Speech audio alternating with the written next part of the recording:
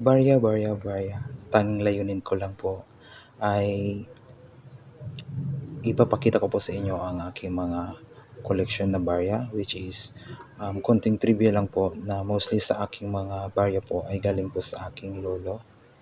At ngayon po ay ipapakita ko na po ang aking 10 centimos na Francisco Baltazar. Ito po ang aking 1968.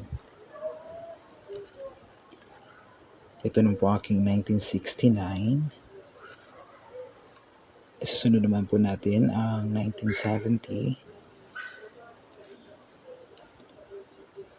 Ito naman po ang aking 1971.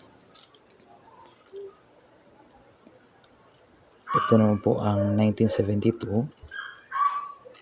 At ang pinakahuli ko po ay 1974. At sa kapila po nito, ayun na nga po.